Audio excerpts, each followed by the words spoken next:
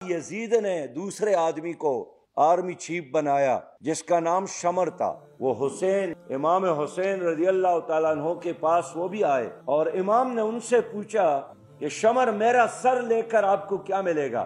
اس نے جواب دیا کہ یزید کی طرف سے انعام ملے گا. تو امام حسین مسکرائے اور فرمایا کہ آپ سر لے کر انعام پاؤں گے اور میں سر دے کر انعام لوں گا، لیکن تیرا انعام انسان کی طرف سے عارضی ہے اور میرا انعام خالق اور مالک اور رب کی طرف سے ہے، لاپانی ہے. اور پھر امام حسین شہید ہو گئے. ان کا سر کاٹ کر زیاد کے دربار میں لے گئے. اس دربار میں امام حسین کے گھر والی بھی تھی، ان کا اپنا دوپٹہ اور چادر اپنے بچوں کے خون سے خونتر تھا، اور بڑے دربار میں کھڑے ہو کر اس نے خطاب کیا کہ میرے سردار، میرے سرتاج امام حسین نے سر دے کر امت کو یہ درس دیا کہ مسلمان وہ ہے جو حق کے خاطر لڑتا ہے لیکن باطل کے آگے جھکتا نہیں ہے. قتل حسین اصل میں مرگ یزید ہے. اسلام زندہ ہوتا ہے ہر کربلا کے بعد. بادشاہت کے زمانے میں جب عدالت حق پر قائم نہیں رہی اور زمانے کے بادشاہ نے جو اپنے آپ کو خلیفہ کہتا تھا، امام ابو حنیفہ کو مجبور کیا کہ آپ نے میرا چیف جسٹس بننا ہے.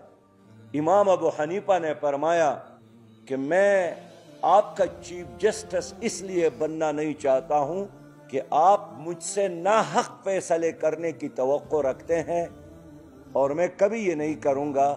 امام ابو حنیفہ ڈٹ گئے اور بادشاہ نے بھی کہا کہ خدا کی قسم آپ کو قاضی بننا پڑے گا. امام نے بھی کہا کہ خدا کی قسم میں نہیں بنوں گا. لوگوں نے ان کو سمجھانے کی کوشش کی کہ اب بادشاہ نے قسم اٹھایا ہے تو آپ اپنی بات واپس لے لے. امام نے کہا کہ وہ 3 روزے رکھے یا فدیہ ادا کرے، میں اپنی بات واپس لینے کے لیے تیار نہیں ہوں. امام کو جیل میں ڈالا. امام کا جنازہ جیل سے نکلا. امام ابو حنیفہ کو موت جیل میں آئی، لیکن اس نے باطل کے آگے سر نہیں جھکایا.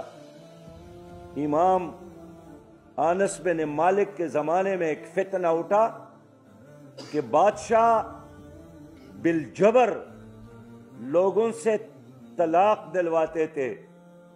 امام نے فتویٰ دیا کہ بالجبر طلاق واقع نہیں ہوتا. اس کو گدے پر بٹھایا، ان کے چہرے کو سیاہ کیا، پورے شہر میں گھمایا، لیکن وہ پھر بھی یہی اعلان کرتے تھے کہ لوگوں جو مجھے جانتے ہیں وہ جانتے ہیں، جو نہیں جانتے ہیں تو جان لے.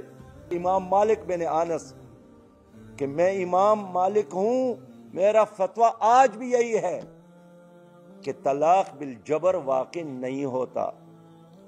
امام احمد بن حنبل کے زمانے میں پھر بادشاہ کی طرف سے ایک فتویٰ، ایک فتنہ اٹھا، اور وہ فتنہ یہی تھا کہ قرآن مخلوق ہے. امام نے فتویٰ دیا کہ امام نے اعلان کیا کہ قرآن مخلوق نہیں ہے، یہ اللہ کا کلام ہے. ان پر تشدد کیا گیا، جیل میں ڈالا گیا اور اتنا مارا گیا کہ فرماتے ہیں کہ اگر ایک ہاتھی کو بھی اتنا مارا جاتا تو وہ بھی کوڑوں کی درد کی وجہ سے بلبلا اٹھتا. امام احمد بن حنبل سے ایک آدمی نے پوچھا کہ آپ نے ہمیشہ کوڑوں کو بڑے صبر اور تحمل کے ساتھ برداشت کیا ہے، لیکن ایک وقت ایسا آیا کہ آپ نے کوڑا لگنے کے بعد فوری طور پر آسمان کی طرف دیکھا. وہ کیا مسئلہ ہوا؟ امام نے جواب دیا کہ میں کوڑے تو برداشت کرتا تھا، لیکن ایک کوڑے کی وجہ سے میرا زاربند ٹوٹ گیا، اور زاربند جب ٹوٹ گیا تو مجھے خطرہ ہوا کہ میں بے پردہ نہ ہو جاؤں. تو میں نے آسمان کی طرف دیکھا کہ اللہ تعالیٰ ان لوگوں کے سامنے میں بے پردہ نہ ہوں، اور اللہ تعالیٰ نے دوبارہ میرے زاربند کو ادھر ہی سنبھالا.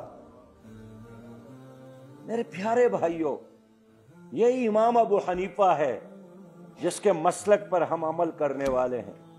یہ امام مالک ہے جس نے ساری زندگی مدینہ میں درس دیا ہے. یہ احمد ہے جس نے بادشاہ کے زمانے میں ڈٹ کر ہر فتنے کا مقابلہ کیا. یہ اسلامی تحریک ہے زمانے کا. یہ اپنے زمانے کا جماعت اسلامی ہے.